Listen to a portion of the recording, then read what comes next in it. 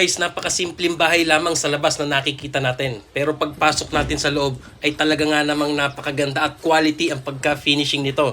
So pwede natin makuhanan ng basihan at idea ang interior design ng bahay na ito. At eto nga guys, siyasatin natin ang pinagawang bahay ni Sir Neo Bautista, at kung saan anya nga ni Sir ay dati lamang siyang nanonood ng ating mga vlog hanggang siya ay na-inspired at unti-unti nga ay pinagawa niya ang kanyang pinapangarap lamang na bahay noon. At dahil sa kanilang pagsusumikap at pagtutulungang mag-asawa, eto na nga at naisa totoong buhay at natitirahan na nilang buong pamilya ngayon. So guys, bali ang sukat po nito ay 48 square meters with 2 bedrooms at isang CR.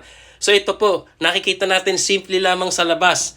Pero pagpasok po natin sa loob ay tunay nga naman talagang napakaganda. So ito po siya sa atin nating mabuti at kilatisin. And then after nga pong natin mapanood dito ay malalaman nga natin kung magkano ang nagastos dito ni Sir kabuuan, labor and material sa mapapanood po nating magandang bahay na ito. So ito po siya sa atin natin.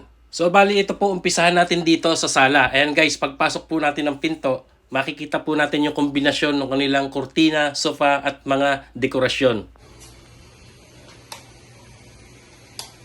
Ayan po, kompleto na with pin lights na po yan. Napakaganda.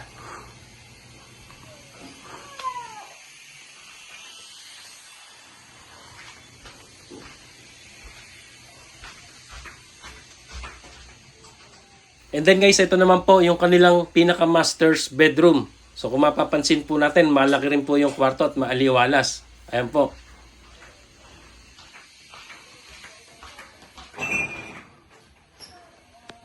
And then ito po yung mula sa kwarto at view ng sala. Ayan po, napakaganda. Kombinasyon ng center light, fin lights, kurtina. So quality po ang pagkatrabaho, kaya nasasabi po nating simple lamang sa labas. Pero pagpasok po natin sa loob ay tunay nga po talagang napakaganda.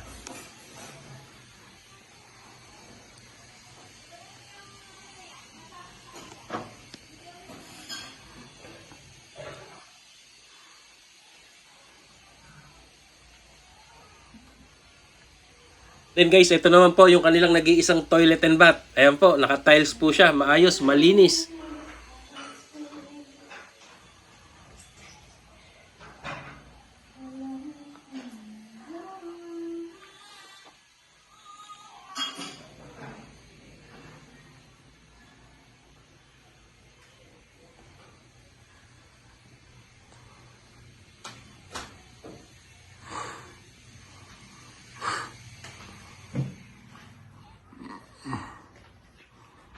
And then dito naman po sa part na to, ito po yung kanilang kitchen and dining area.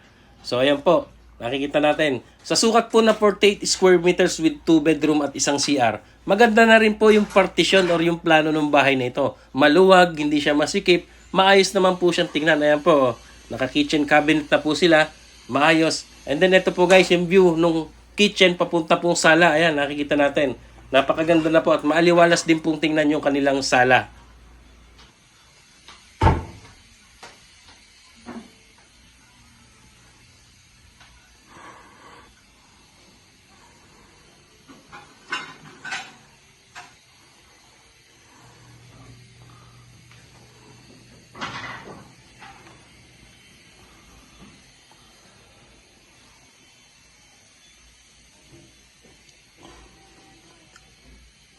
So ayan po guys, kung mapapansin nyo, simple lang pero napakaganda po nung setup ng kanilang sala. Ayan, quality po, yayamanin po ang datingan. So yan na nga po yung 48 square meters with 2 bedrooms at isang CR. At ayon nga kay Sir Neo, talagang ito pinagsumikapan na lang gustong mag-asawa na mabuo ang dating pangarap nilang bahay noon. At yun nga, na-inspire sila sa kakapanood ng ating pagbablog ng mga bahay, kumuha ng idea at unti-unti nga ay nai-adapt nila ito sa kanilang pagpapagawa ng bahay. At yun nga guys, ang katanungan, magkano na nga ba ang inabot na pagpapagawa ng bahay na ito ni Sir Neo Bautista? So ayon po kay Sir, ito po lahat-lahat sa napanood natin ito, lahat labor and materials, ang kanila na raw pong nagastos dito ay sa kanyang pagkukuwenta ay umabot na raw po ito ng 800,000 pesos. At yan daw po ay hindi isang biglaan na gawa at paunti-unti. At dyan po sa 800,000 pesos, labor and materials, kasama na raw po silang gumawa ng kanyang tatay at si Sir mismo. Nagtulungan dito hanggang sa mabuo ito. So once again, congratulations po sa iyo, Sir Neo, na tunay ngang kahanga-hanga at nakaka-inspire din ang kwento ng inyong pagpapagawa ng bahay.